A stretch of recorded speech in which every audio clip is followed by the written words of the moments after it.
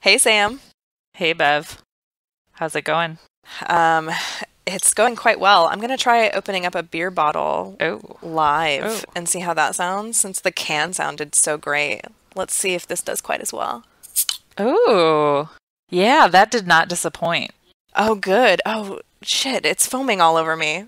I am sitting on a couch. This is a terrible place for this. What was I thinking? Oh, Ah, I'm oh so my bad at gosh. this. Well, what is it that is foaming all over you? My hand is so wet. All right, let's see. So, this is actually a beer that I talked about on our very first episode.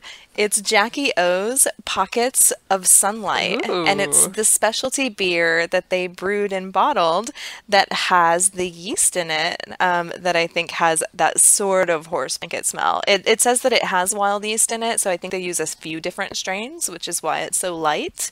But it does have that little bit of horse blanketness in it, which I Interesting. love, and it's so appropriate because I helped tear down a barn today. So Oh. I needed some horsiness in my life instead of rat's nests because that's what Ew. lives in old barns. Yeah, it was a Oh. good day and it was a hard day, but everybody else worked way harder than I did. It sounds like you might need more than one of those if you were dealing with that. Lucky for me, it's 1 pint, 9 ounces. Ooh. So it's almost like two beers. It's close. I don't know what 1 pint, 9 ounces calculates out to. Is that 25 ounces? Yeah, so I it's a 25 ounce yeah. beer. I mean, Bev's about to get real crazy on this one. She's gonna get a little crunk. Yes. And I had to have a beer after I tore the barn down. So I guess this would be beer number two and three. Oh, well, good. I don't feel so bad because I already had a drink too. So this is my number two. Perfect.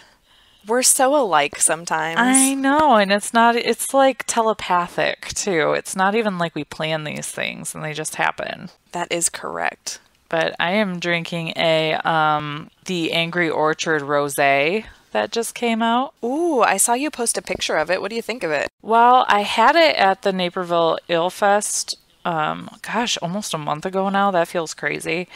Nah, I guess not quite a month ago, but whatever. So at the end of February. But it just launched and it came out of a keg. And I think I like it better out of the keg than I do in the bottle. So definitely if you're out and about and you see it on tap, try it.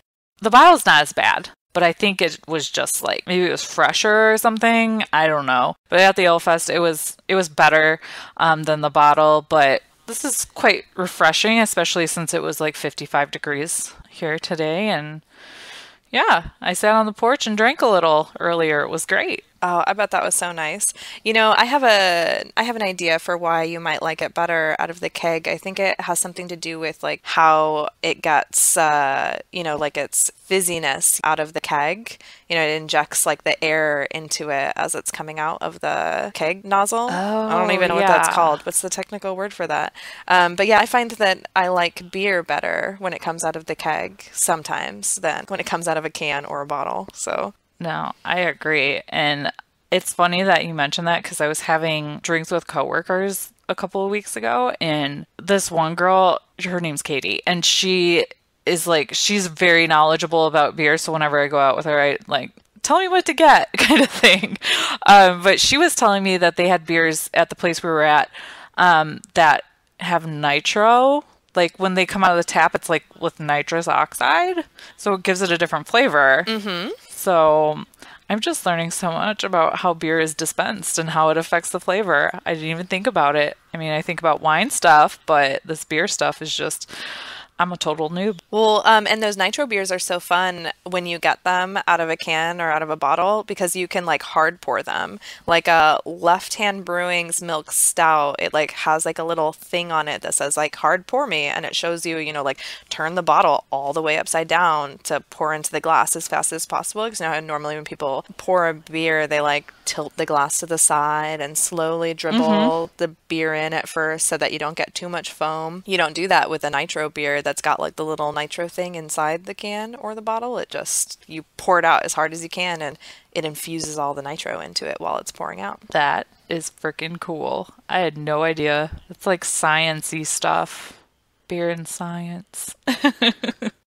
beer has come a long way. There's a lot to know about beer, so you'll have to hang out with your friend that has a lot of beer I knowledge. will. I feel like I used to have more beer knowledge, but I haven't been keeping up on it quite like I used to. When I lived in Phoenix, I ran the Arizona chapter of Girls Pint Out. So that's where I What? got my beer knowledge from. Look out. I'm like with a professional over here and I had no idea. I swear, I've learned something about beer like every week since we've done this. It's been awesome because now I feel like I can speak more intelligently about it and know why it smells like horse shit when it does. Horse blanket, horse blanket. I'm just, okay, I have no filter, so horse caca. Well, no, what was so funny about that, horse blankets and horse shit smell differently, right? Or do they smell the same? I don't know. I actually don't have any horses, so I guess I don't know. someone with horses is gonna have to tell us. I guess I'll have to go over to my neighbor with horses. Well, my neighbor has horses, so I could go over there and be like, "Hey, sir, can I please smell your horse blankets and your horse poo-poo, so I can decide what this beer smells like?" He'd probably think I'm nuts. I'm pretty sure my neighbors already think I'm nuts because I walk around outside with alcohol taking pictures of alcohol and chickens, so they probably think I'm crazy anyways. Just tell him you're doing it for the podcast, and then he's gonna look at you even weirder. And yeah. Yeah, he's so nice, but he's like got to be like 70, 75, and he's out there still like killing it with all the farm stuff, but he would be, yeah, he'd probably be super confused. Well, today is the day after St. Patrick's Day. Yeah. So why don't you tell us what you did for St. Patrick's Day? Did you do anything cool? Well, the one thing I did not do yesterday was have an alcoholic beverage, which is a little bizarre for me. Oh, you know, I had one. I did have one alcoholic beverage, but that's it. I didn't go do anything crazy. Yeah, I, instead of drinking myself into oblivion, I managed to talk my husband into going and visiting a lady that had Juliana pigs just to visit and maybe get one, even though, like, in my head, I was like, I'm totally getting one because she had a boy and a girl. And so I was like, I'm gonna go check these out. And we had the kids with us. And I told them, like, we're gonna go somewhere. We're not celebrating St. Patrick's Day because they were thinking we were going to a party or something. And I was like, nope. And I'm not gonna tell you until we get close. So I told them like 10 minutes out so they could just get their excited reaction out of the way and, like, you know, play it cool while we were there. But they were super excited, and then we got there, and oh my gosh, Bev. Oh my gosh, there were so many pigs, and I wanted to take them all home. But Oh, I bet they were adorable. How big are they? the one that we ended up bringing home, spoiler alert, they're 6 months old. So the one that I got was supposed to go to a petting zoo, I guess, but that fell through. So I was lucky enough to take him home. And the girl that was available, she was going to keep her, and then she decided she should probably just sell her because she already had like 4 or 5 other ones. So I ended up going with a boy because he was a little on the more slender side, and one of his eyes is blue and the other one's brown. So I thought that was kind of cool too. Oh, that is really cool. And he's so cute. And oh my gosh. So when I was on the way there, I was like, if I pick the boy, I'm going to name him Hamlet because I have a theater background and I'm a nerd, and I just thought it would be funny because it's like a play on words. And Well, and that is the perfect name for a pig. I mean, come on, Oh. Hamlet. and Yeah. he's regal. So he kind of needs something that is like Shakespearean, I feel. But she was telling us when we got there that his dad's name is Hamlet, and this was before I even said that's what I wanted to name him. But his dad's name was Hamlet, and his dad just died on Tuesday. Oh. Yeah. And I was like, oh my God, I have to have this pig and I have to name it Hamlet the Second because this is meant to be, because I was thinking this before I even got here, and I was like, oh my gosh, like total piggy meant to be-ness happened. So we ended up taking him home, and it turns out that pigs get motion sickness in the car. Oh no. And we're like, an hour away from home. There's a feed store on the way home that we decided to stop at, so we didn't have to go out of our way. And he did okay for like 10-15 minutes, and then we stopped at this feed store and he just started throwing up. Oh no. Yeah, I think it was like the going fast and then slowing down to stop might have triggered it. But she did warn us before we leave that that can happen, and don't be surprised if it doesn't. It's fine. But oh my God, Bev, it smelled so bad. Oh, I can only imagine. And the kids are like all excited because you like just picked up this little pig and then it's vomiting. And then great. So then they're like freaking out, yelling, ew. Yeah, yep. I'm picturing the whole scene right now.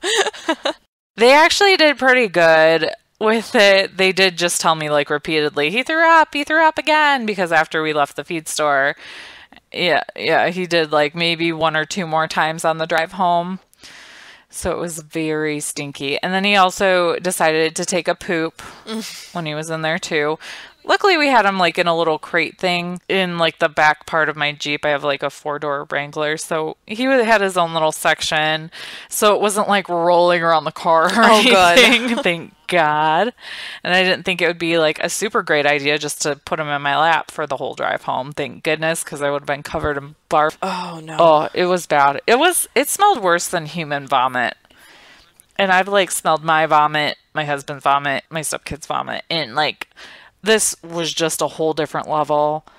The poor little guy. So fast forward to today, we let him run around outside for a while in like the goat area. We just kept the goats in the barn, and he was extra messy, and he kind of smelled like puke, and he kind of smelled like pee. And so we're going to give him a bath. So today he got a bath, and that was just, I think it was traumatic for everybody involved. Oh no.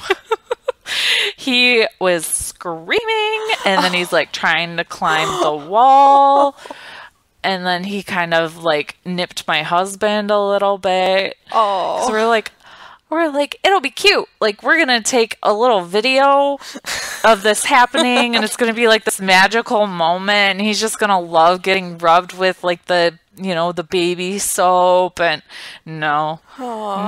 So Hamlet the second does not like baths. No, not yet anyways. But the breeder did tell us that he'll have stranger danger for a little while. I mean, especially because he's 6 months old, so he's used to them. That makes sense. And like he was kind of a pain for them to pick him up too. But once she had him, like he calmed right down. And I think it's just because they don't like being picked up off the floor, period. Doesn't matter who you are. But she said it'll take probably about 3 weeks before like he wants to come cuddle with us and stuff. So it's definitely a process. It's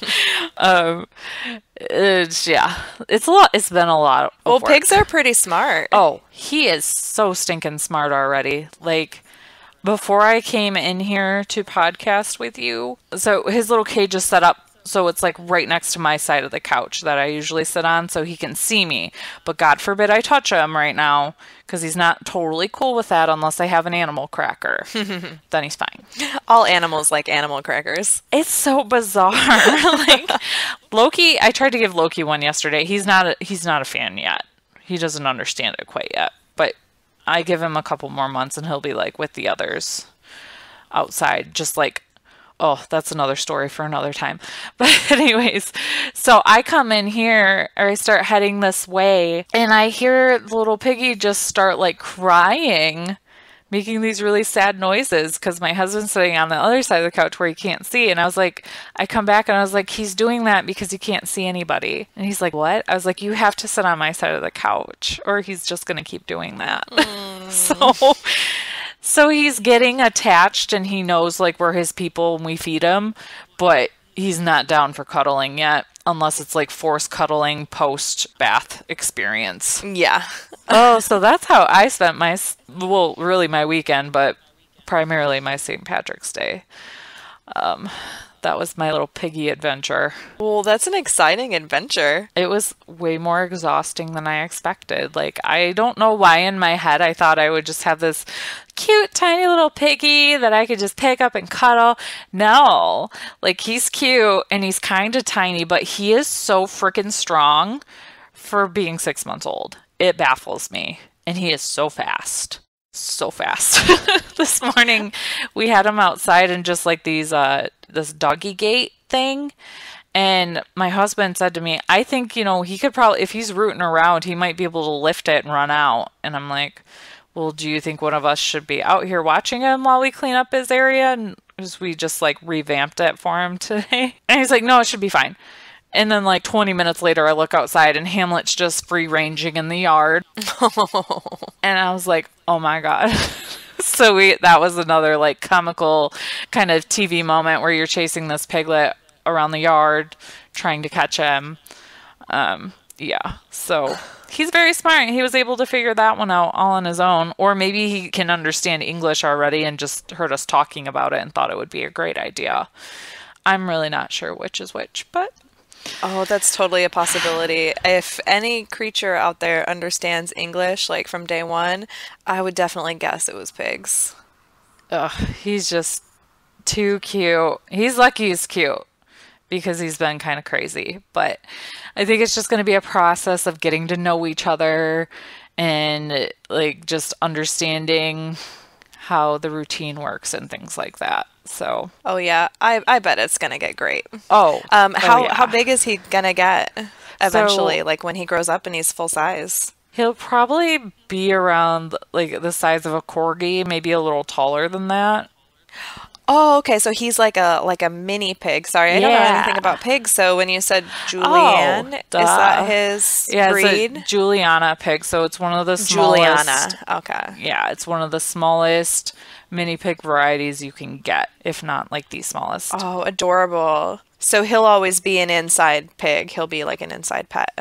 Well, I'm kind of debating because I think he's going to be like a combination, because if we go on like a weekend trip or a vacation or something, I think it would be more beneficial to him to be outside with like the goats. Oh yeah. So he can have friends while we're gone and not be sad and lonely. And so that's one of the reasons why I wanted to put him in that goat area today, to see how he would just kind of explore and like it. He was like climbing up on the rocks and laying in the sun. Like he was hamming it up. Bad jokes. You're gonna get to say that a lot. I know. Hey, I didn't want to like introduce him to the goats today and completely overwhelm him. So we'll kind of do that in phases, but I think he'd be happy going out there too, even on like nice days, when we're both at work too. I think that would just be easier. And allegedly pigs are supposed to like water, because you can get them like little swimming pools and things that, so they can swim in the water. And like in the Bahamas, there's a whole island where pigs swim around. So I think I've heard of that. Yeah, I really want to do that. I think that'd be so cool. But I just don't think he liked the tub itself today and being touched that much. So I'm hoping the bath situation just gets better. I hope so too. But anyways, what did you do on St. Patrick's Day? So I went and picked up my goats. Yay! And how many goats did you pick up? I picked up 3 goats. I was only supposed to get 2 goats, and I brought home 3 goats. I mean, goat math. That happens. I'm so good at goat math already. Oh man, when I first had this goat idea, I thought to myself, like, 1 goat, because 1 Nigerian dwarf goat will give us plenty of milk, like, for our family, because, that was, like, my main reason for wanting to get a goat, was I wanted some goat milk. And then I learned that they needed to have a friend, so I was like, all right, well, we gotta have 2. And then I thought to myself, like, well, like, what if something happens to one of them? I mean, that's an awful thing to even think about, but, like, you've got, like, this bonded pair of goats, and then something happens to one, and then you've got a lonely goat all over again. So I was like, well, shit, we better get 3. Like, that's the only way we can have goats. And then now somehow I've got 5. I don't know what happened exactly. Well, okay. So the fifth goat, he's actually just a foster goat. And yes, it is a he Oh. goat, not a female goat. So I have four female goats that we got. The two are gonna stay there at the farm and be dam raised. And I brought two of them home to be bottle raised, and they bottle feed like Oh, champs, which is super yes. awesome because, like the 6 a.m. feeding only taking 5 minutes today really made my day because I was gonna die if I had to sit out there for an hour. Because I was so tired from driving all the way out there to go. Because I had to go 2 hours to go get our goats, and then like I spent an hour and a half there because he was showing me more stuff, Hmm. and we went through all of the rigmarole of like what sorts of things to look out for in case like something goes wrong. Because like just like when you bring home your first batch of baby chicks, like you just kind of have no idea what you're doing, and you can read all of the descriptions of stuff all you want, but it really helps to like have a person you can ask Right. questions to if you're not sure about something. Absolutely. And goats are so much bigger than baby chicks. Just a little. I mean, Just a little. Yeah. So we ended up taking his name is Minnie Coop or Minnie oh, Cooper. I'm just calling him Minnie Coop Coop. oh my gosh. We took him because we had taken all of their bottle babies, so he was the only bottle baby left. And they work during the day, so he was gonna have to like take him to work all day, like, by himself. Aw. And I don't know, he didn't think that that would be really great for him. And he's a super special goat because when he was born, he only weighed 1.5 pounds. Oh my gosh. That's so So, yeah, tiny. he told me that, and I just, kind of shrugged that off. I didn't think a whole lot of it until I saw him next to his litter mate, which was one of the does that we took and we're keeping. She is like 3 times his size. Oh my And I mean, and, gosh. and she's pretty small. Like, she can only possibly weigh like 4 pounds right now. Like, both of the doelings that we picked up, they're the size of like tiny chihuahuas or like baby chihuahuas. Mm-hmm. I don't know how else to describe them. And he is like something totally different, way smaller. It's amazing. He's like the tiniest goat on the planet. Aw. I have never seen a goat this small, and he's adorable and he's so sweet. Like, I already ordered him his own little collar and leash, and I made him a little sweater that, of course, doesn't fit him because it did not process in my head all the way what it meant that I was picking up a goat that weighed less than 2 pounds. He'll grow into it though. Hopefully.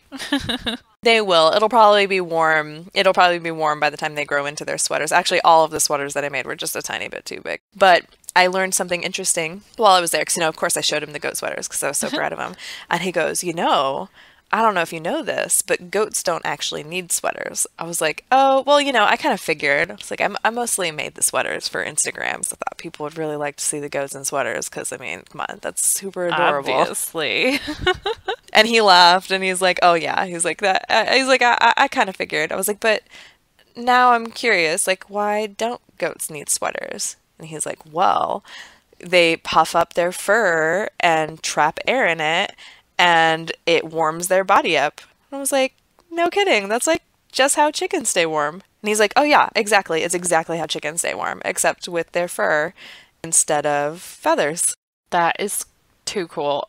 In this past winter, we did leave the sweaters on Biscuit and Maya when it was like in the negatives, like freezing freaking cold for a while. Oh yeah, negatives. Yeah. And they like Maya's poor little back legs were just a shaking. I was like, all right, we just see if this works, and it seemed to work. But I always tell my husband, like, goats have been on this planet for thousands of years, and they are just like built for this sort of thing. Like, obviously, if it's like just ungodly cold, you can do something for them, but most of the time they're okay. But I mean, on the other hand, I agree with your Instagram thing because one of Loki's most popular pictures is him like in little PJs that were like a baby onesie. and the internet went crazy. So the internet does like goats in outfits. Yeah, I totally agree. And I can't believe that I haven't gone and picked up any outfits yet. I meant to go to a store and go buy them some little newborn clothes to put on them, like some little newborn jammies so that we could have a baby goat pajama party. But I don't live anywhere near a store that sells baby clothes. So Oh no. I have not gotten around to that yet. But maybe eventually I'll get around to it. Or maybe I'll just make them each a little tiny onesie. It was weird. I That'd got be like my cute. crocheting mojo back when I knew that the I goats were saw coming. that. My husband came out while I was sitting on the couch crocheting them, and he's like, "So, are you like goat nesting?" Yes. And I was like, "Yeah, actually, I am." And I stayed up until midnight to like finish all of the goat sweaters, which I never stay up until midnight anymore because I'm just so tired. I'm too tired for that You were right now. just so excited for baby goats. I was so excited. Oh, they're too cute. And they are just as adorable as I thought they were going to be. They look so sweet. We've had some friends come over and help feed them, and some of the neighbors have come and met them, and my neighbor's granddaughters came and played with them for a little bit today, and they've been doing really well. They're already practicing their goat yoga. They've jumped on my husband's back a few times, and they've climbed up the sides of us. Like, we'll just like be sitting there and they'll come up and start crawling up your arm and then like onto your shoulder and try to figure out if they can get on your head. That sounds about right. So they're just having a grand old time in there. And they're in a horse stall, which I was worried would be too small for them at some point. I don't know why I thought that. They have so much room. It's not even funny. Like they're having a blast in there. Yeah, I saw your Instagram pictures of you guys practicing the goat yoga, and I was like, those horse stalls are so nice. Like those goats have an awesome setup. Yeah, and it feels warmer in there too. Like I was sitting on the floor last night because they eat at 6 a.m., 11 a.m., 4 p.m., and 9 p.m. So last night at 9 p.m., we were sitting in there feeding them, and we felt totally fine. And the forecast said it was going to be 29 degrees or something like that when we were out there, and we didn't notice it. Like we weren't wearing jackets, we were just in our flannels, like no gloves, sitting on the floor feeding these baby goats. And I thought to myself, like, they're going to be good. They're going to be totally fine in here. And they do. They cuddle together in their little crate. I wrapped their crate in a blanket so that it had a little bit of extra insulation, and they seem to be doing fine. Aw, that's too cute. So I love baby goats. I'm happy. And of course, I checked on them at like 2 o'clock in the morning this morning because I just like couldn't shake something for some reason and I couldn't sleep. And I was like, well, I guess I'm going to go do an animal check because otherwise I'm not going to be able to fall asleep. Put on my boots, grabbed my flashlight at 2 a.m. and went out there, and they were sleeping. They were fine. And I checked on the chickens too while I was out there, and the chickens were doing great too. I was like, well, all right, I guess everybody's good. I'm going to go back to sleep now. You were just so excited. You're like, you woke up and you're like, I can't believe I have baby goats. I got to go double check. BRB. Well, and this is so funny. Like, I feel like it hasn't fully sunk in. Like, this was the moment that I was sort of building up to when we had pulled the trigger to like move and do this whole homesteading thing. It was all about goats. That was going to be like the crescendo, I guess, of like the homesteading thing. And now like it's here and we have them, and I haven't quite like I can't figure out what to name them because I have to name them something perfect. And I don't know. I think I'm a little overwhelmed by it. But yeah, it'll eventually sink in. I feel like I was a little quiet on Instagram yesterday and today because I just like I'm in shock a little bit that I actually have them and that I actually have so many of them. It was more than you ever dreamed of. Their adorableness is just like so overwhelming. I don't know. Like goats are everything that everyone says they are. There is no like overselling on how cool goats are. That's for sure. And oh my gosh, you're getting two more. Like, when are you getting the other two? Do you have a date?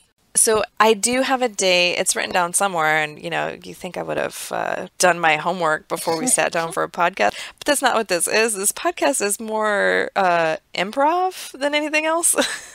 Yes. I agree. That's a good way to describe it. Cheers to that. Yes. I know. I wish I could like clink glasses with you. Clink, clink, clink.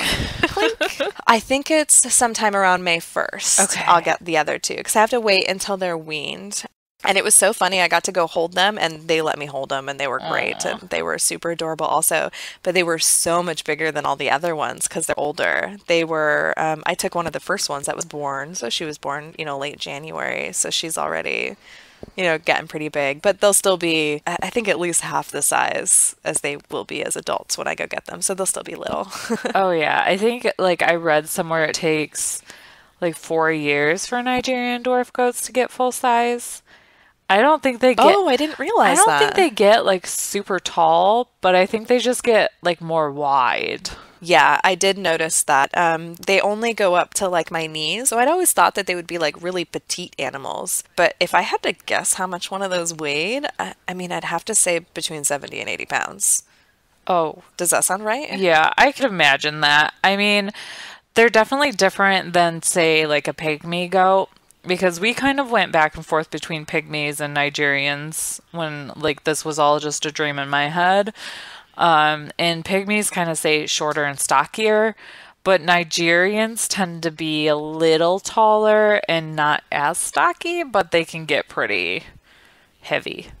Definitely. Yeah, like their rumen, like their bellies are just so round. Like I was standing behind some of the adult ones because the farm that I got them from, his goats are all so friendly. Like the minute they see me coming, they run over and wait because they all want to rub their head up against my legs. Like they're so funny. Goats kind of remind me of like a combination of a cat and a dog Yes, I could see that. together. Like because they wag their tails for you and they run up to you and they like love you, which is something no cat I've ever had or known has ever done. I mean, I'm sure that some people's cats do that, but none of mine ever did. They were mostly indifferent about me unless they just wanted to rub their head on my leg, which is also what the Nigerian dwarf goats do. So I thought that was really interesting. I was standing in here. I was like, oh, wow, like I'm just like being rubbed all over by these goats. They want to love you. They said, bring me snacks. And then they were headbutting each other like to compete for who got to rub themselves up against my legs. It was really kind of fun. Yeah, ours have been doing that too. I've noticed if we're all like, if me and my husband are out there, they like to butt heads. I think they're still kind of integrating a little bit too. And then when I take Loki outside to hang out with them, they're all pretty much cool with him except for Maya. She was the first doe we have. She likes to headbutt him and like ram into his side and like pin him against the fence and stuff. But I think it's because she's in heat and she's just kind of cranky and doesn't want another male around. Yeah. But the other ones are just like great with him. But he's so tiny compared to them. Like the ones that they're a year old now, but we got them in January. We just adopted them from somebody that couldn't keep them anymore. But when we got them, they were like pretty overweight. Like I think they got to eat a lot. And so when we got him, the male Cal, he was so fat that he just looked surprised all the time. Like his eyes were just like bugging out and like just weird. And I thought something was wrong with his eyes for a while, but it was just because he was so fat. Now he's still pretty big, but he looks less surprised these days. So I think cutting back a little bit has definitely helped him out. But he's one of those big goats that has like the round belly that you were talking about. Mm-hmm. And I'm not quite sure how much he weighs, but I had to tell my stepkids, like, don't turn your back on him because he just wants to jump up on you and he wants attention, but he'll knock you on your ass. Yeah. Because he's huge. And you don't want to get especially compared to Biscuit and Maya. Oh, exactly. Yes. Because he wouldn't get up. You'd be pinned for life. He's so big. Which reminds me, I meant to ask you, so the goats will eat animal crackers also? Yes. So they didn't like them at first, but I think as they get a little older, they get a little more curious. about what to eat. That might be because that whole thing I think we talked about last time about how like goats will teach each other how to goat, like a mama goat will teach their babies how to goat properly. And because these were all bottle babies, I don't think they all knew how to goat very well in the beginning. So they were just like extra cautious about it. So it took Biscuit and Maya several months before they would trust strawberries or animal crackers. But now they're obsessed with both. Okay. So I need to figure out what to give my goats for treats. I don't have any goat treats yet because I was doing all of my research on like how their rumen worked and was getting nervous about giving them anything like that wasn't hay or alfalfa or their milk for now because I didn't want to like upset the bacteria balance in their rumen. Does that make sense? Yes. Like what kind of treats can you give a goat? Or is it not as sensitive as for some reason I was perceiving it was? I guess goats are like a totally new territory for me. So in my non-professional opinion and experience, I would say that they're just not going to be interested in any kind of treat for a while. Like Loki's 2 months old now, and the only thing he wants is his little bit of grain and his hay. He's obsessed with his hay. And we just started introducing him to minerals a little bit, and he'll kind of nibble on that a little. But like I tried to give him a strawberry today, and he was like, not about that life. I think he like kind of nibbled it, but it was too tart for him, so he didn't like it. And I think Biscuit and Maya, they were like, I want to say maybe 6 months old before they really wanted a snack. But they really like willow tree leaves. We have a couple willow trees on our property, and they're obsessed with those. So my husband would go cut some off of the tree and just bring them over, and they would devour those. But I'm trying to think, what other kind of snacks do we have? We have these little like goat licorice treats. They're kind of like in a pellet form. Okay. And you get those at like a feed store. I can't remember what brand it is. I think it's like Mana Pro or something. I can't remember. That makes sense. I feel like Mana Pro makes everything. Oh my gosh, yeah, I think so too. But so we do those. They get a little bit of that pretty much every night between the four of them. I like throw them in the dish, and that's how I get out of the goat pen without them following me out. That's a good idea. So we try not to overdo it with the snacks though, because obviously you don't want them to be overweight. And like you said, the rumen too can be kind of sensitive, so we just don't go crazy with it. Okay. Well, now I'll feel a little better getting them something when they're a little older. So, like everybody wants them to jump on them and play with them, and I just tell them to sit on the ground, and they'll come up to them, and they will eventually. But I thought to myself, like, if I had like a little tiny treat that they could have, maybe that would be helpful. But I thought, like, I'm kind of trying to get them each to drink, 24 ounces of milk a day. So right. If I put anything else in their stomachs, like... Exactly. Although they do have access to hay already, because one of them was still living with her mama, but he was just going out and bottle feeding her a couple times a day, and she took the bottle just fine. And so far, she hasn't had any issues. But she had been eating a lot of hay because she had been watching her mom do it. So I hung up a really nice hay net. I couldn't get the whole bale of hay into the net, which I think you're supposed to be able to get the whole bale of hay, but that's all right. I got half of it in, so felt pretty good about that. And a half a bale of hay is going to last these tiny goats like, I don't know, 6 months. Oh, for sure. It'll be a while. So I hung it up, and it's like hung up out of the way so that they have to reach their little heads up and grab the little hay out of the little net holes. And I don't know, it was a net for horses, but somebody on a goat farm recommended it. So I was like, well, I guess I'll get this too. Although I was cracking up at myself because I ordered a livestock water bucket at the same time that I ordered the net, and the bucket came in, and it is the biggest bucket in the entire planet. They'll be able to go for a swim. I pulled it out of the box, and Jared was like, you can't put water in that and put it in their thing. I was like, well, yeah, duh. Like, I'm not trying to drown the goats. So I'm just going to put a little dog dish of water in there for them. But so far, they haven't really had water and they've been fine because, they're getting their bottle every few hours and they don't seem to be really interested in anything else except for their bottles right now. But Yeah. two of them are only a week old and one's just 2.5 weeks old. So, I mean, they're like baby goats. Yeah. Loki really still doesn't drink that much water either. We're trying to wean him. We just weaned him down from 3 times a day.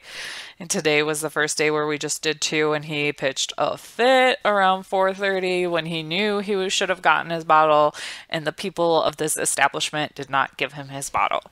Even though I've been weaning it down progressively over the past couple week or two. So he wasn't getting very much anyways around that time. So now he's 7 a.m. and 7 p.m. And for 8 weeks, he should really start weaning down from there. So we'll see how that goes. We actually bottle fed Biscuit and Maya, I think, up until 12 weeks. So we did just a very slow wean, so it wouldn't piss off the neighbors because they get very mad when you try to wean and if you wean too fast. That makes sense. Well, and the breeder that I bought the goats from, he recommends that they at least have one bottle every other day up until 12 weeks, I think. Because, I sort of already looked up a weaning schedule because I'm a crazy person like that. Oh, no, weaning that's is, not crazy. so many weeks away. But, yeah, I think the recommendation I saw was that at 8 weeks, you would do 2 a day for just a little while. And then you would start doing, 1 in the morning. And then you would cut out that evening bottle every other day when you started wanting to get down to the 1. But I don't know. I felt like that was kind of abrupt. I feel like when you're going to drop a bottle, I like the way you did it, where you just dropped the amount of that bottle that you were getting ready to drop. And then eventually said no more to that one. Yeah, that worked really well. Because he's probably getting, 8 or 10 ounces per bottle? Yeah, he's at 10 right now. Okay. Yeah, so I can't imagine, just not giving him a 10-ounce feeding. That seems like that would be super abrupt. I'd be pissed too. I'd be screaming at you also. Exactly. It's like trying to go on a little fast or something. No, thank you. Yeah. Give me my bottle. Or taking my wine away. Don't take my wine away. It's amazing to me seeing how their stomachs change, before and after a bottle, especially that morning when I walk in there and they're so skinny in the morning, but then I give them their bottle and they're all fat goats again. It's really funny. Little pudges. Yeah, Loki's really starting to get, well, he's just getting bigger in general, obviously. But yeah, his post-bottle belly is pretty adorable. But what was not adorable was when I was cleaning out his cage the other day and my stepdaughter was home and she was on the ground kneeling trying to play with him. And he decided to put his little arms up over her shoulders and just start to hump. Oh no.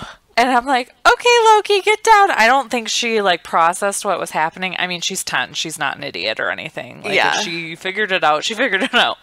She knows the facts of life. We live on a farm. So I'm sure she gets it. But yeah, I was like, come on, Loki. So I'm like, oh my God, he's only at the time he was 7 weeks, 5 days or whatever, 7 weeks, 6 days. I was like, I'm not ready for my little boy to grow up and do these things. And then when I had him out in the area with the other goats yesterday, he's trying to mount Diana and she's way bigger than him. And I'm like, oh my God, I'm not ready for this. Well, I'm not ready. I was going to tell you, I think I read somewhere that some male goats are sexually viable at 7 or 8 weeks. So that's why some people banned them so early, even though that's not necessarily recommended either, because when you ban them too early, there's a possibility that their urethra doesn't grow to the, right width that it needs to be in order for them to keep peeing. And that's why they have that trouble with the, what's the word that it is? Is it uric acid that builds up? Yeah, I think that's what it is. And it can calcify. Calcify, yeah. In there. And you need to keep that, I can't remember what the stuff is. It's the chloride that you can sprinkle over their feed or that's already in the feed. Yeah, that's why it's so important to feed that to wethers, because when they get castrated, that grows at a slower rate. It doesn't stop growing, but it grows at a slower rate. So yeah, when you castrate them that early, I can totally see that being a huge problem. And yeah, I was nervous about that taking Mini Coop. I was like, am I gonna have to worry about him getting these like little doelings pregnant? But I read that they won't be ready for like several more months. So since I don't have any older goats, I don't have to worry about it. But have you thought about like being worried about him getting one of the bigger goats pregnant, or is he so small that he like can't even get up there? So that's like wishful thinking on his part. Like, dude, it's not that big.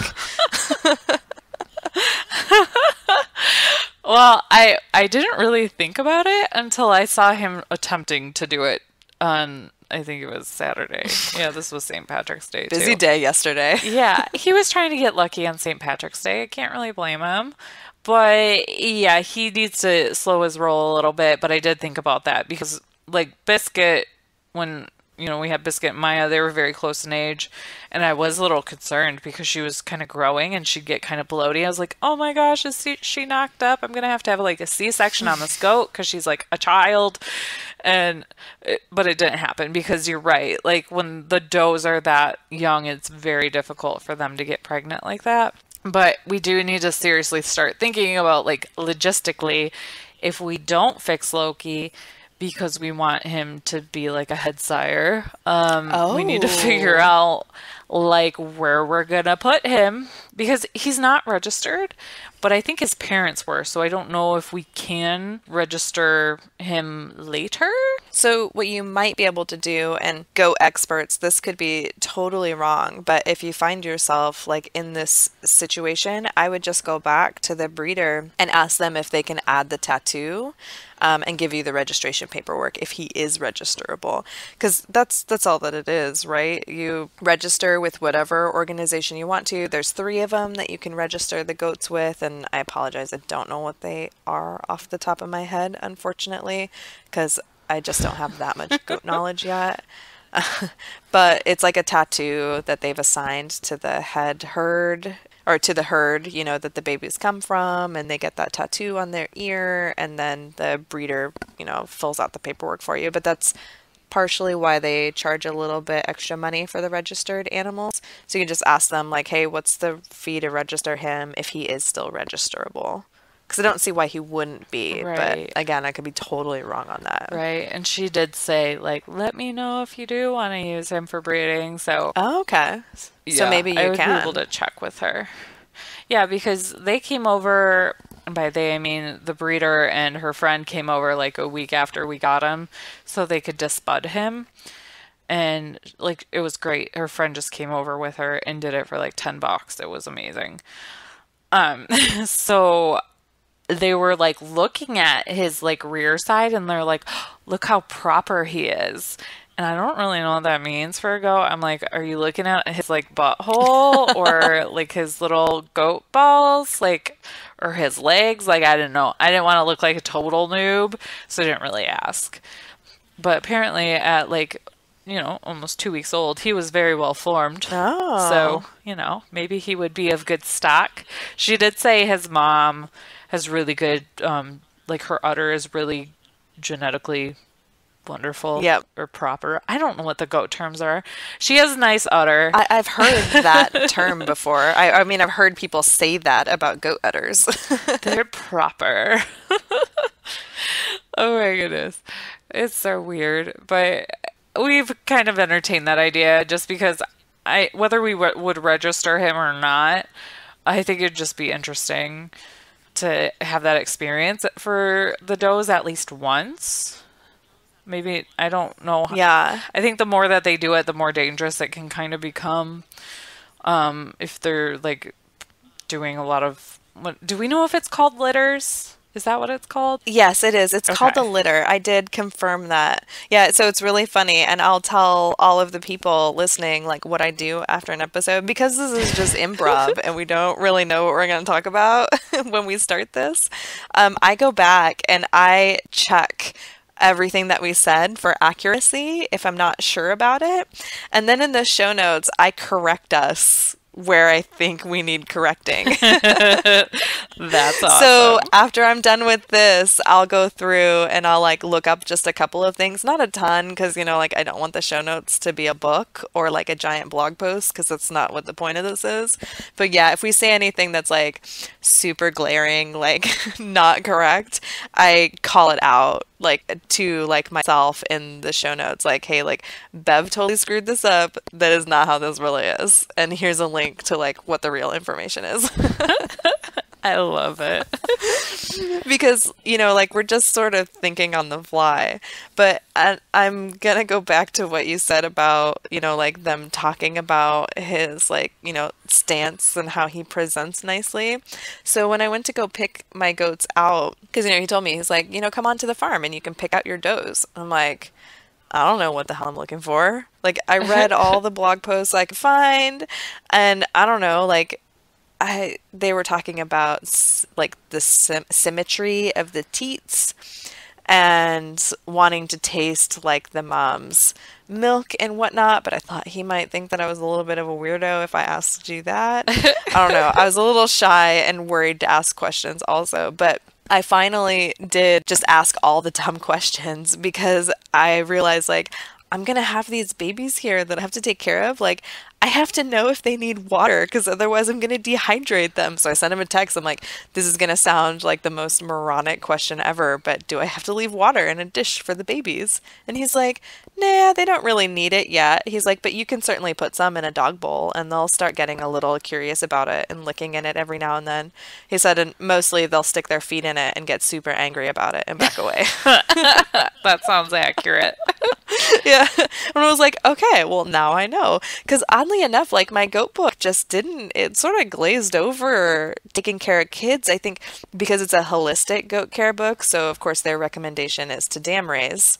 Unless you have to bottle Oh. raise. Yeah, because, like dam raising is the most natural choice and it's probably the least traumatic for mom and baby and everything. But, I want to see if it makes the milking and the hoof trimming and the vaccinations and all the other goat maintenance a little easier. Right. No. So we'll see. Yeah, so I read that section in the book before I went to go pick up the goats. I was like, well, this wasn't helpful. Now I got to ask all my dumb questions. And this is going to go off on a total tangent, but have you Googled anything weird this week? Like, because we live on farms, Um, so we have to Google weird things. I Googled whether or not my chickens could eat chorizo. well, what'd you find? I didn't find anything. Apparently, nobody else wants to feed their chickens chorizo. I Googled what happens if a pig eats horse bedding pellets because that's what we have in his little litter box. And I think he Yeah. was just I don't think he was actually eating them. I think he was just rooting around in there trying to figure it out. But I was a little concerned and I couldn't find anything. Just like your problem. I couldn't find anything. So my husband just like put a couple in a cup to see how it breaks down. And it's not like cat litter where it just expands or something. Like it just breaks down. So I was like, okay, Oh, we're good. good. Just in case he does eat it or one of the other animals decides to try it out. Like we're good. But no, Your husband's a genius. right? That's something my husband would have done too. It's like, just stick it in a cup and see what it does. Like he's just been on a roll lately. Like when Hamlet got loose today, I was like, "Oh my gosh, how are we gonna chase him? Like, we need to get him in the garage or somewhere like more contained than the freaking yard." And my husband like calmly like takes apart this little dog gate thing that we have that was like in a circle, and he's like, "Here, take one and I'll take the other." And we were able to like pin it against the barn so he was more contained. I'm like, "You're a freaking genius!" Like, I would not have thought of that in my panic. Like, props to them. Like, I was just gonna chase him around while what's that music, that like comedy music is playing over and over again, and you like keep falling over as he like squeezes through your Like the arms. black and white silent movie music. Yeah, definitely. Like Charlie Chaplin style. Yes. I don't know what the Yeah. name of that is. Kind of like a little Yep. ragtimey or something. It totally has a term, but it eludes me right now.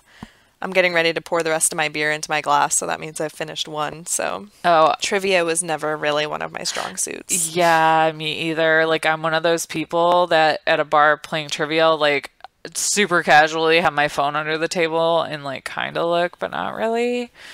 Because you don't want to get caught because that screws over the whole team. But yeah, I've done that before. Oh, yeah, it does. Oh, yeah, and some people are super serious about trivia. My husband used to be on a trivia team that actually went to like the finals where you could have won like $1,000 if you won or something like that. Jeez. Yeah, they were super into it and they were really good at it. I've never been able to recall facts like that.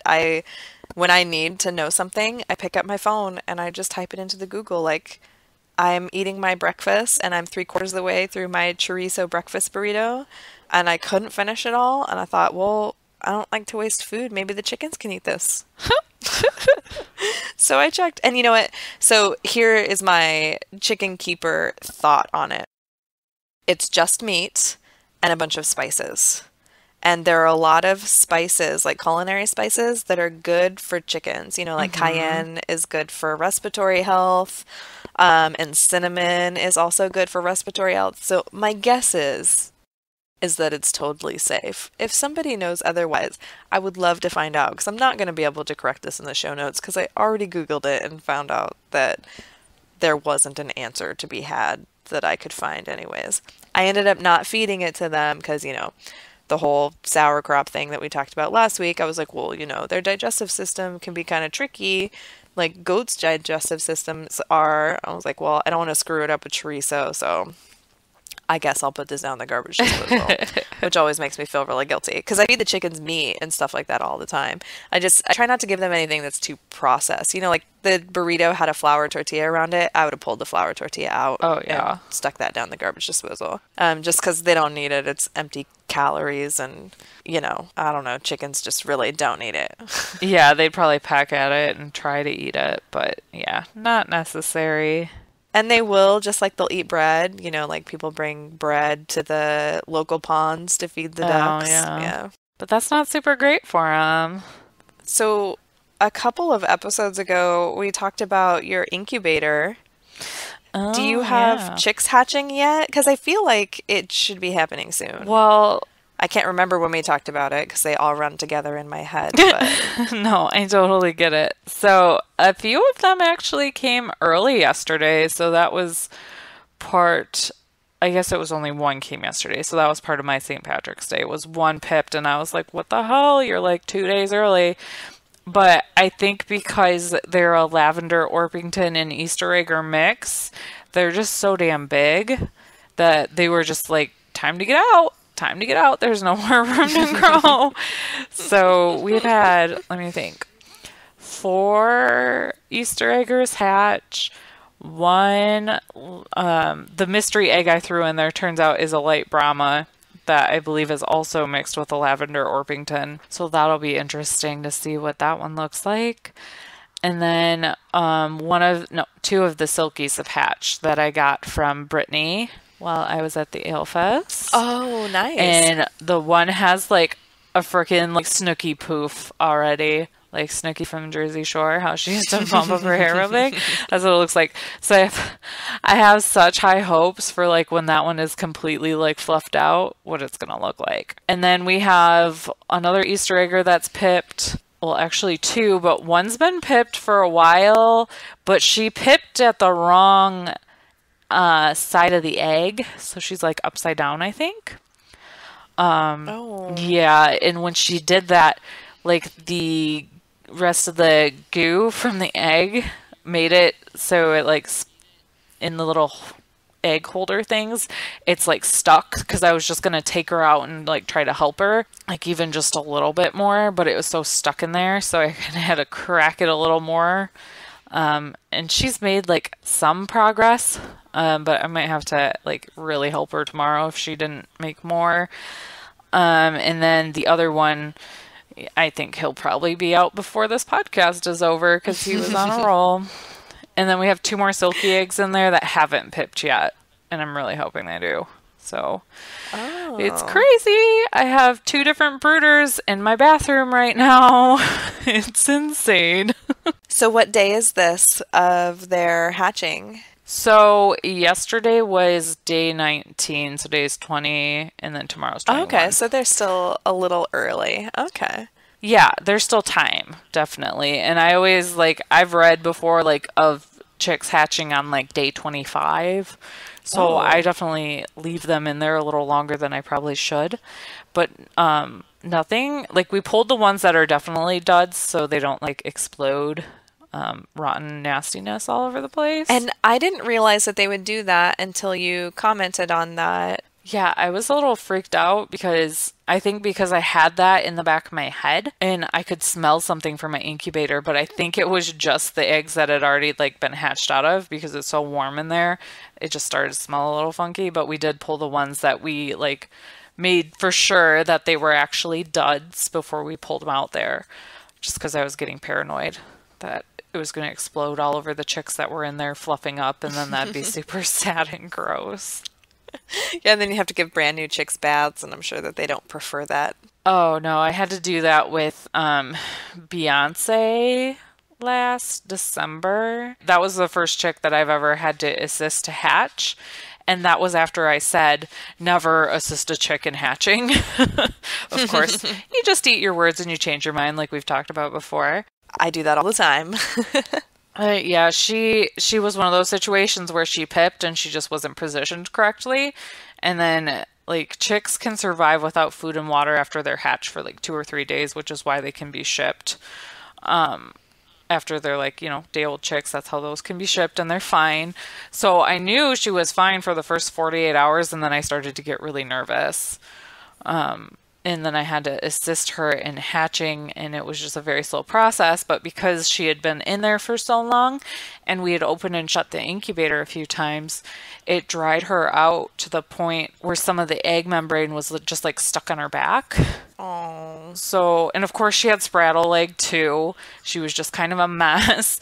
But after a couple days, I did have to give her a little bath, and she hated it, and she got so cold, and I thought we were almost going to lose her from that. So the blow dryer didn't work fast enough for her liking, but then we warmed her back up and she was fine. But it was a very traumatic experience for everyone involved. So did Beyonce did end up being a hen, or is that who No. Heyansi is? Is Heyansi or Yeah. Heyansi? Is it Heyansi or Heyansi? It's Beyonce because it is, Heyanse. Okay. yeah, because it's a boy. I'm pretty sure anyways. Okay. It's hard to tell because it's a silky and frizzled bantam cochin mix, and silkies are just notoriously difficult to sex until they start to crow or lay an egg. And these ones are they were born right after Christmas, so I think they're at like 11 weeks now. Okay. So it's still early. I've heard them crow once, but it was when I was like not looking at them, so I'm not sure who did it. But I stare at them and I was like, oh my God, I think you're all boys. And that would just be like the Oh worst. no. And then sometimes I look at their tails and I'm like, okay, you look like a girl. But I'm not really sure because I've never just had this mix of chicken before, so I have nothing to compare it Right? to. Yeah, that's the fun part about doing those barnyard mixes. Like you're like, I don't know what I'm looking at, but it's so cute and fluffy. It's so fluffy, I'm gonna die. They're super cute though. But have how's your incubator experience going so far? Did you start that? No, we haven't started it yet. In fact, I need to send them a message just to let them know that I have the incubator. They said that they would let me know when they had eggs for me to come pick up. It's just somebody local here in my tiny town, Oh, which is super awesome. But nice. that also means like things aren't quite as formal as I'm used to. Like I sent them a message to find out if they would sell me some fertile eggs. They said, yeah, sure, of course. Like that's basically what we do. I was like, all right, I need 9. Like, do you need me to fill out a form? Do you need me to pay for them ahead of time or like give you a deposit? And they were like, nope, we'll just let you know when we have some. Like, okay. Like, I want to make sure I get these eggs. Can I please pay you for them so that I know I'm going to get them? It's Exactly. No, But I'm the same way. I like having a plan and I like knowing when things are going to happen. yeah, I'm really terrible at just like, I mean, I wing it on a lot of things that just like need that creative winging input. But something like the hatching of a living being requires more calculation than that to my brain. So I don't wing it on those types of things. I'm very particular about what I wing it on. Which is so funny because if I had to describe my homesteading style, I would say that I'm more like hippie earth mama than like Ma Ingalls. But yeah, there are some things that I just cannot wing it on. And I think it's my fear of like screwing up or causing harm to an animal, which like throws back to my hippie earth mama thing. It's got to. That's got to be the explanation for that. That would make sense. So yeah, short story long, I don't have any eggs yet. I need to send them a message, but I do have the incubator and I have my new hygrometer that I talked about getting that does the decimals. Hmm. And my incubator does run zero point 0.7 degrees warm Oh. according to this temperature thing. And now my last temperature thing was rounding up a whole degree. So I think I'm going to call it good and say it's right because I don't know like exactly how precise I need to be. I think that within a degree sounds like it's going to be close enough Yeah. or within like a half degree. So if it's really only zero point 0.5 instead of zero point 0.7 off, if I adjust for the zero point 0.7, I think they're going to be fine. Yeah, that should be okay. So yeah, it's all ready. But yeah, you need to send them a message and say, I need this for my Yeah. podcast because that's how we That roll. way I can start hatching eggs and then I can talk about that every week and how it's going. I'm interested to see how this will go. She loves the goats. She's been super into all of the farming things lately. She loved the baby chicks last year also. She is 6. She turned 6 in October, but she also has ADHD and oppositional defiance disorder. So she's a little tricky around, like animals and living things and baby things. She loves them, and she wants to play with them, and she's very excited about them. But I have to make sure that her excitement and her tendency to, like, sort of like shut out the instructions when she gets overwhelmed and excited doesn't cause harm to anything. So I have to be very stern and like very controlled in everything that we do that has to do with animals. But I loved this egg idea because she could have a checklist of everything to do and check everything all off and it'll be very like regimented and have a schedule to it. I'm excited to see how that goes. Yeah, that'll be really cool for her to see and just have that hands-on experience. That's really cool. I know it was funny. My stepson on Friday was like, "Oh, are any of the eggs gonna hatch when we're here?" And I was like, "No, they're not gonna hatch till Monday." But he must have made like a little wish to like the chicken gods or something because the next day they started hatching. So they just thought that was too cool because that was the first time they've ever been here while it's happened. Oh, nice. So they were pretty excited. Now, what kind of Yeah, incubator it do was you cool. have so that you can see through it? So it was one of the things I was worried about with ours. I was worried you wouldn't be able to see it, but I can see through the side, so I think it'll be all right. So ours is, oh gosh, I took a picture of it because I had a feeling we were going to talk about it. So let me find it. It's like, I think it's called like a Oh, okay. hovabator I or feel like I something have or heard of that. other. And it's like actually something we borrowed from somebody like in August. And it's one of my husband's work friends. But he never really uses it. So we got to borrow it and he hasn't asked for it back and we've hatched like or 5 sets of chicks in there now. So I feel like that's probably what I would go with again if we went that route. Okay. But I also think it would be kind of cool to have like a more digital setup because we just kind of wing it right now with the temperature and stuff and use like a thermometer that my husband uses to smoke meat with in the smoker. So that's just in there. And then it's like an app on his phone that we can monitor the eggs with. And this batch kind of ran a little hot a few times. So I wonder if that also is why they're hatching a little early. They just cooked a little faster. Oh, that would kind of make sense. I could totally see that.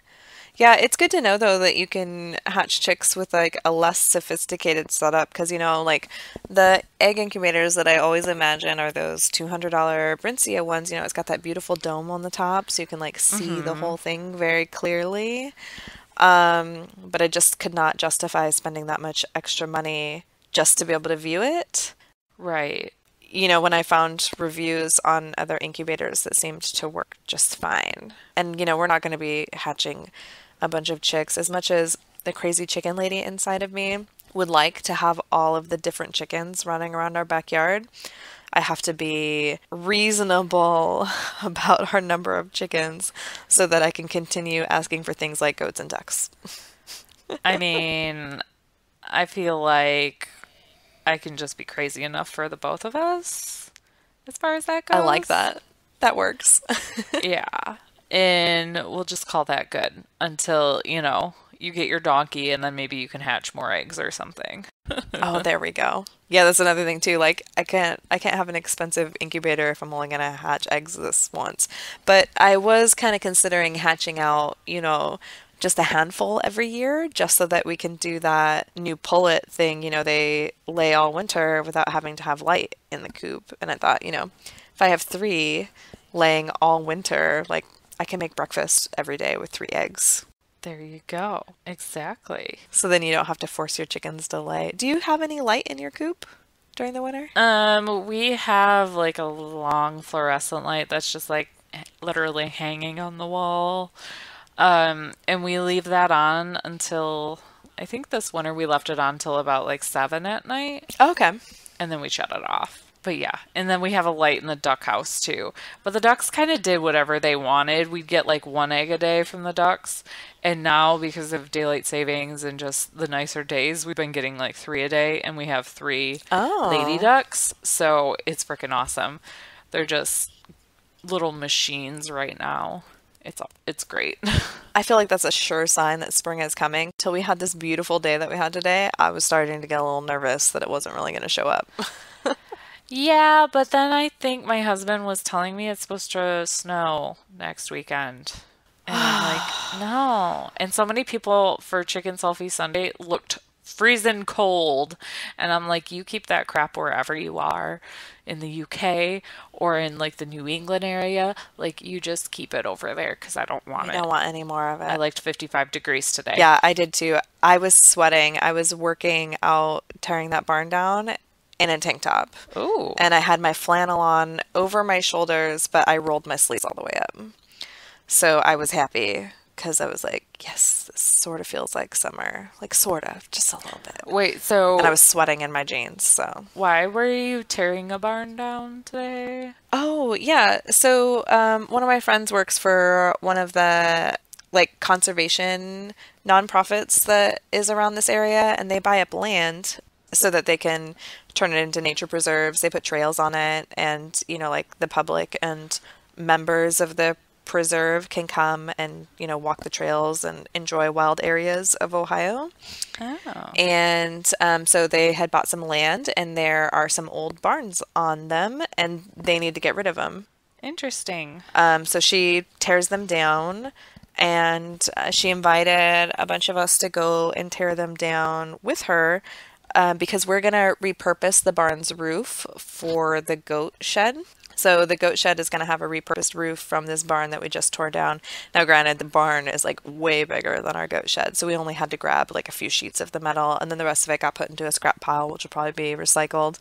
And then we also tore a bunch of the siding off of the barn because we have some pine siding from an old hog barn that my husband helped some friends tear down, but we didn't quite get enough to cover the outside of the goat shed. So we figured with this barn and the previous barn that he helped tear down, we can sort of hodgepodge the sides together. So, like, the two skinny sides will be one color and the two long sides will be the other color. And then we thought we'd like side the sliding door with the off color. So it'll kind of look like patchwork.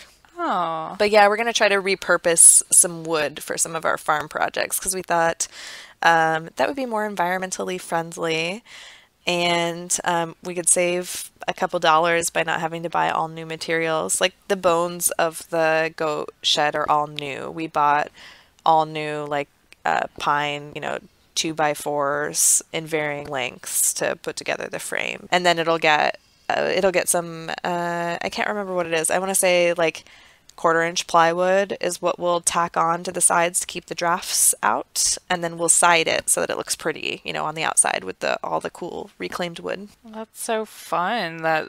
That's really cool that you get like a fun bonus out of going and doing all that nasty, sweaty, hard work of pulling down a barn. Yeah, and one of my friends, she's building her sugar shack on her property using all reclaimed wood because, by the time we got the siding off and the roof off, all that's left is all of the original oak. Most of these really old barns were built in the early 1900s. Like, I think they were saying that they thought it was like 1920 or 1930s. Okay. It's all heavy duty oak. So we were pulling, the trusses down and we stacked those into her truck because she uses them to actually do the framing on some of the buildings that she's putting on her property, which is super cool. Yeah. I mean, and they look sturdy and they're heavy. I mean, I carried a bunch of them today. Oh, dang. The oak on the inside. I mean, that stuff will last for forever. Oh, heck yeah. And you get it for free. Just sweat equity. Heck yeah. Yeah, right. Yeah, sweat equity. Yeah, that's what it is. It's total sweat equity because, my husband and I had to take turns, going out there and whatnot because we had the kids and we did not want the kids to be at a barn raising because they were up, in the rafters of the barn throwing all of the material out of it. And I was down on the bottom trying to keep track of where they were at so that I could move and stack the materials where it belonged. Right.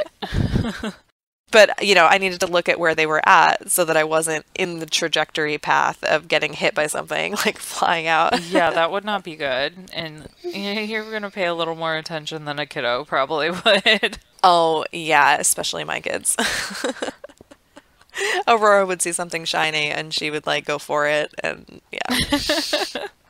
Nope, we didn't want that to happen. So no, that would not be So good. we were taking turns so that we could come back here and, take care of the goats and take care of the kids. And my husband is way more useful on those projects than I am, but I feel like I did a pretty good job stacking materials. I mean, somebody's got to do that job. That is true. That's a good point. I should stop undercutting myself. You were there. You earned your stuff that you got, your treasures. You dealt with rats' nests and dirtiness. Yeah, and I earned this almost double beer, which is delicious, by the way. Good. I finished my drink about 20 minutes ago. I need to start bringing more than one in this room with me, I feel. It's just a process. We learn as we go. I mean, That's right. That is sort of the fun. I say that a lot. I think everything is fun. Do you think the All right. dentist is fun? Because I don't. No, okay, all right. Okay. Not everything is fun. Okay, good. Then you're normal. Okay, good. How about everything relating to this podcast, I think is fun. Touche. That works. I will take that. Well, thanks for listening to this episode of We Drink and We Farm Things. I'm Bev. And I'm Sam. And we appreciate you guys for tuning in. Make sure you hit that subscribe button if you haven't yet, so you can listen to our lovely voices every week. And feel free to leave us some reviews. Let us know how we're doing. If you love us, if you think we're kind of obnoxious, then I don't understand why you're still listening, but thank you. But we would appreciate your feedback, and feel free to leave us some questions on those reviews as well, because we might talk about it later. Most definitely. And interact with us on Instagram over at Drink and Farm. That's where we seem to spend the most time. So I know we've got a couple of things that we've discussed with some people over there, and trust me, we will get to talking about those things on a future podcast. For real. We are women of our word, and we will go through some of that content at a later date. We just had a lot to cover this week. An insane amount of stuff happens in a week when you live that farm life. Oh my gosh, an insane amount of stuff happens on St. Patty's Day. Holy cow. I know. Goodness. And I wasn't even drunk, and I went and got a pig. Well, cheers. Yes. Cheers. See you guys next week.